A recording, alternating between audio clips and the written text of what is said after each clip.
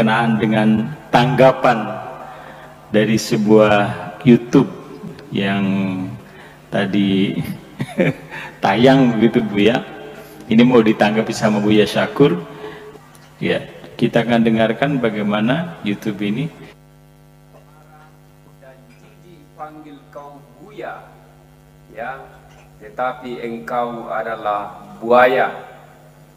Ini mulut emak-emak ini, ya, yang keluar di mulutnya itu hampir tidak ada kata-kata yang sopan, tidak ada kata-kata yang baik, dan tidak ada kata-kata yang beretika. Tidak tahu etika dan betul-betul tidak tahu berbahasa yang sopan. Ya, matiin.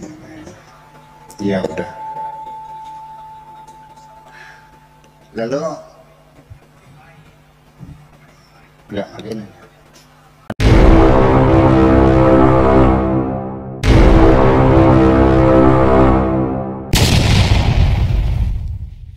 Video berikut. Jangan lupa like, subscribe Metanoia Channel. Berkenaan dengan tanggapan dari sebuah YouTube yang tadi tayang begitu Buya. Ini mau ditanggapi sama Buya Syakur. Ya, kita akan dengarkan bagaimana YouTube ini. Dan jijik panggil kau Buya, ya, tetapi engkau adalah buaya. Ini mulut emak-emak ini, ya, yang keluar di mulutnya itu hampir tidak ada kata-kata yang sopan, tidak ada kata-kata yang baik, dan tidak ada kata-kata yang beretika. Tidak tahu etika dan betul-betul tidak tahu berbahasa yang sopan. Ya, matiin. Ya udah. Lalu nggak matiin.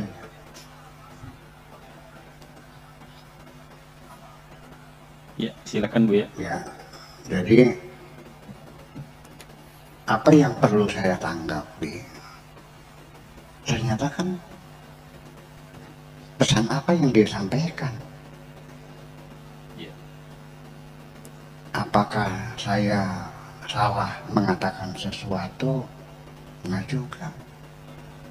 Atau dia punya usul sebaiknya saya harus begitu begini? Enggak juga. Jadi ketika tidak ada pesan-pesan untuk saya, lalu bagaimana saya harus menanggapinya? Dia nggak ngomong apa-apa kan? Ya. Nggak usul nggak kan? Nggak saran kan? Ya. Nggak masukan kan? Nggak kritik kan? Ya. Hanya mencaci maki saya kan? Terus gimana? Ya, tunggu tanggapi ya. Nah, tetapi ketika saya menerima cacian seperti itu, dan sering, bukan itu saja, saya bukan marah ya, tapi saya mencoba untuk berintrospeksi.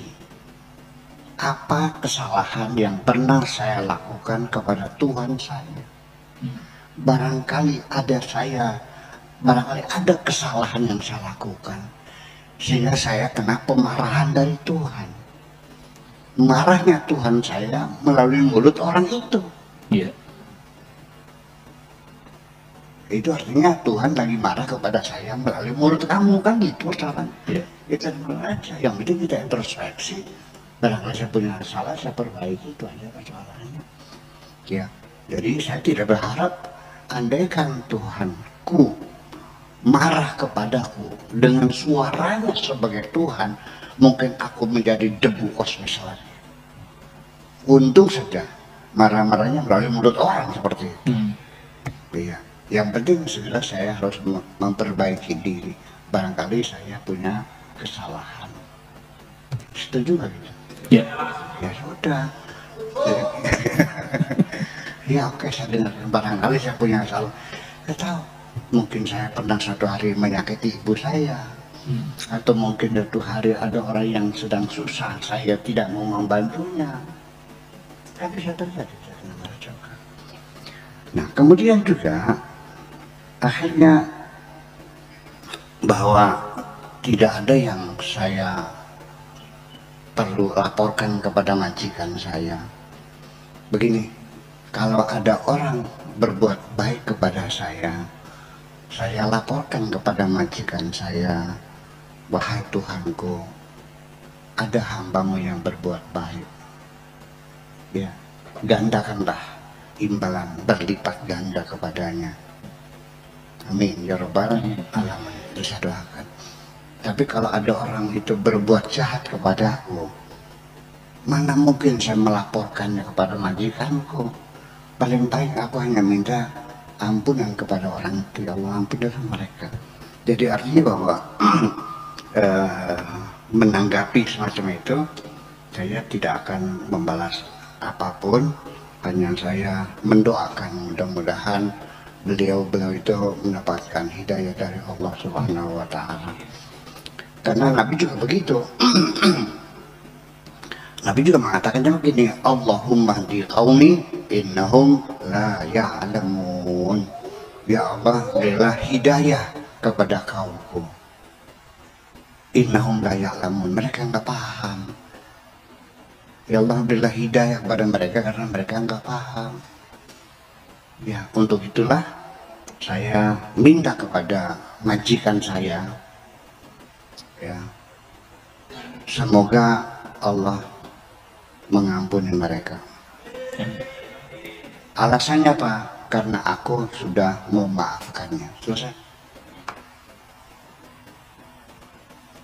Tidak mungkin dong saya mendoakan orang dengan kejahatan, Ya. menyembah orang dengan kecelakaan supaya buta, supaya supaya mati. Oh ya, enggak tuh. Itu bukan wewenang saya semacam itu. Jadi mesti Anda ketahui bahwa kita sekarang ini sedang bekerja untuk Allah. Ya. Artinya bahwa saya setiap hari selalu menghimbau kepada saudara-saudara kita sesama bangsa Indonesia, khususnya sesama umat Islam, untuk stop, berhenti. Yuk kita damai, nggak usah bertengkar, berebut surga dan sebagainya. Itu hak prerogatif Tuhan. Biarkan Allah yang menentukan. Yuk kita bergandeng tangan, bersahabat, bermesra, ya, saling mengasihi. Jangan pernah bertengkar, sehingga saya tidak mungkin terpancing untuk masuk dalam pertengkaran dengan siapapun. Setuju? Setuju. Tetapi satu, ada yang tidak bisa ditawar-tawar, dan saya akan terus melangkah membela perempuan. Kemarin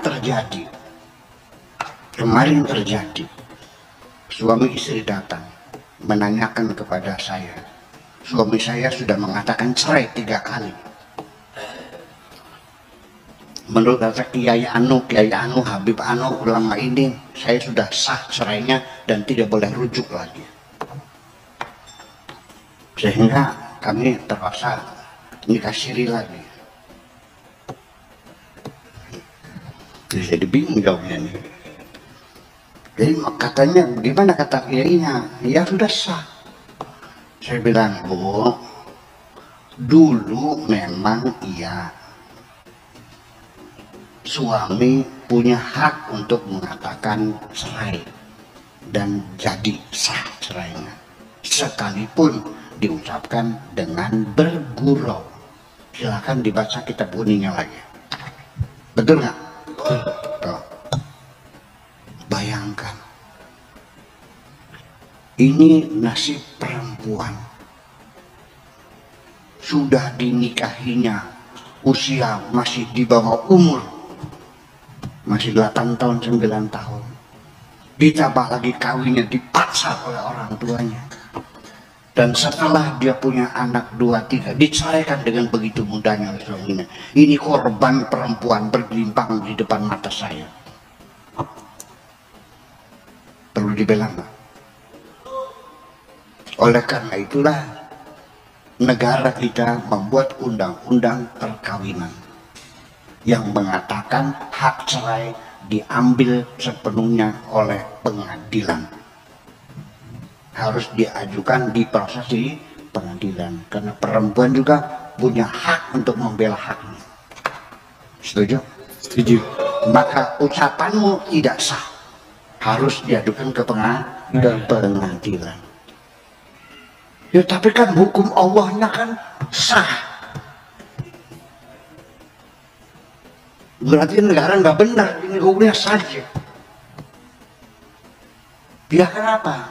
Nah ini semuanya dualisme dalam pikiran umat Islam. Itu kembali kepada keyakinan kamu Islam sudah sempurna sehingga hukumnya tidak boleh dirubah lagi. Ini masalahnya. Sehingga ketika negara Arab Saudi tahun 60 ya, mengeluarkan undang-undang anti perbudakan juga didemo. Bagaimana raja melarang perbudakan, Tuhan tidak melarang perbudakan. Itu berawal dari karena kamu yakini ya, bahwa Islam sudah sempurna, tidak perlu dirubah lagi dan tidak boleh. Dalilnya wa man lam yahkum bima anzalallah fa ulaika humul kafirun. Kamu kafir kalau menghukumi sesuatu tidak berdasarkan hukum Allah. Ini yang jadi persoalan. Jadi ketika saya mengatakan Islam tidak sempurna, ada sebagian orang yang merasanya saya menghina Islam. Imam Syafi'i sendiri hasil ijtihad di Irak, begitu dia pindah ke Mesir dirubah lagi, ada menjadi kaul qadim dan kaul jadi pendapat dirubah karena melihat suasana masyarakatnya berbeda. Ini lagi nggak benar itu. Jadi artinya apakah menurut Anda sudah sempurna Islam itu membolehkan anak laki perempuan di bawah umur dikawinkan, membolehkan perempuan dipaksa kawin, diberi kewenangan laki-laki sewenang-wenang menceraikan istrinya? Apakah itu kesempurnaan yang kau maksudkan? Dan kita boleh beli budak perempuan di pasar untuk kau tidur si anak kamu, lalu tukar tambah dengan teman-teman kamu. Apa semacam itu yang kau maksudkan sempurna? Nah ini menjadi persoalannya. Kalau Anda yang sempurna, tolong jelaskan seperti apa kesempurnaannya. Dan yang lucu lagi, perempuannya sendiri, mohon maaf ibu sekalian, dengan muka tertutup, pakai cadar, dengan menggendong seorang anak yang bapaknya nggak pulang-pulang, diceraikan oleh suaminya, dan tidak diberi nafkah, tidak punya keterampilan apapun karena dia tidak sekolahnya tidak tinggi. Tidak boleh jadi bupati, tidak boleh jadi gubernur karena rijal qawwamuna 'alan nisa. Perempuan tidak boleh jadi pemimpin. Iya kan? Dengan bangganya perempuan tadi mengatakan, aku bangga sebagai muslimah karena dalam Islam perempuan sangat dimuliakan. Ya kalau begitu ya silakan. Itu sifatnya adalah subjektivitas Anda. Kalau Anda merasa bahagia, dimuliakan oleh Tuhanmu, kawinnya dipaksa, dalam usia masih kecil sekali, kemudian dicerai suaminya, dan kamu merasa dimuliakan, ya silakan, itu nggak ada urusan. Nah ini yang jadi persoalan. Jadi artinya ini satu hal yang perlu kita bicarakan serius. Yuk. Jadi kalau ada orang tidak sependapat dengan pikiran saya, kalau memang tujuannya mencari kebenaran, datanglah baik-baik ke sini dan saya hormati. Kalau perlu transportnya saya tanggung semuanya. Kita dialog di sini terbuka, direkam di sini semua. Iya kan, untuk pembelajaran umat. Iya. Dan nanti di sini bukan mencari menang, mencari kalah. Kita mencari kebenaran. Andai kan Anda punya argumentasi yang kokoh, saya pasti akan menerima. Betul nggak? Bukan lagi mencari kemenangan, nggak ada yang menang, nggak ada yang kalah. Nah, kita mencari kebenaran kok. Silahkan, boleh kita siapkan. Mau tidunya di Hotel Aston? Iya, kita siapkan. Saya dialog di sini. Kan lebih enak daripada kita bicara sesumber di mana-mana kan begitu. Iya dong. Nah itu, jadi artinya bahwa kita mesti sadar bahwa umat Islam dinasti Abbasiyah atau Daulah Abbasiyah ketika digempur oleh Holako atau Genghis Khan, ya, dimusnahkan, dunia Islam runtuh sampai sekarang belum pernah bangkit lagi. Sebagai negara-negara yang terbelakang, yang miskin, yang bodoh, belum pernah. Salah satunya yang menyebabkan itu adalah karena kamu meyakini Islam sempurna. Tidak ada yang sempurna kecuali Allah yang sempurna. Ya, kehidupan dunia tidak ada yang sempurna, betul nggak? Syariat itu adalah tatanan kehidupan di dunia. Dunia tidak ada yang sempurna, lalu bagaimana bisa sempurna? Ya, ini yang jadi apa namanya? Yang menjadi acuan kita bahwa saya insya Allah tidak akan berhenti untuk membela perempuan. Sekalipun belum ada perempuan yang berterima kasih kepada saya. Iya. Nah, jadi ketika saya menyampaikan ide-ide besar untuk menuju kebangkitan umat Islam, bukan menghina Islam, saya lagi bicara bagaimana supaya umat Islam bangkit. Kok jadi kamu pahami saya menghina Islam gimana sih? Yang saya kiai, saya ini punya pesantren, punya madrasah, sanawiyah, aliyah, segala macam. Semua tiap hari ceramah membela Islam, Islam, Allah, segala macam. Lalu kenapa engkau jadinya aku menghina Islam? Padahal maksud adalah untuk mendorong supaya umat Islam bangkit kembali. Lalu gimana jadi salah? Paham nggak? Ini kan berarti apakah engkaunya yang tidak paham atau akunya kurang pandai bicara? Yang mana kira-kiranya? Nah, atau kamunya nggak paham atau akunya tidak pandai bicara? Saya berulang-ulang bertanya, Kang Beno, saya ini kalau ngomong jelas enggak sih?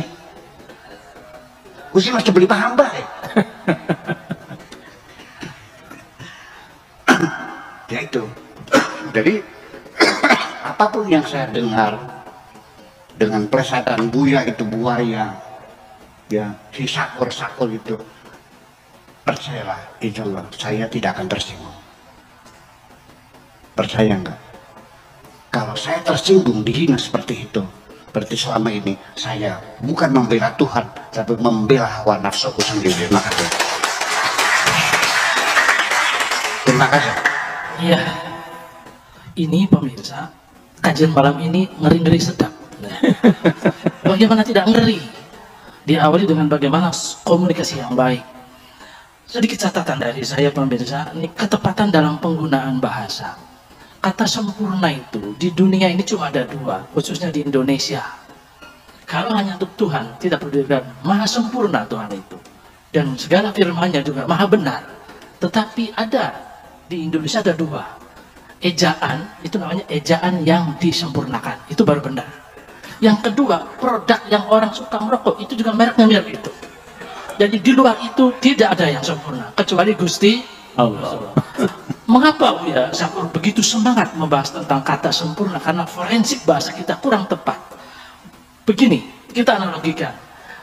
Pisau, alat memotong, ada silet, ada cutter, ada gunting, ada golok, ada kampak. Semuanya adalah alat-alat potong. Kalau untuk memotong jenggot, tidak harus dengan kampak. Pergunakan gunting yang kecil. Memotong kertas dengan silet, walaupun kecil, jangan menggunakan kampak. Artinya, kapan bahasa itu digunakan? Kapan kita memaknai? Kapan kita harus marah? Juga pada waktunya.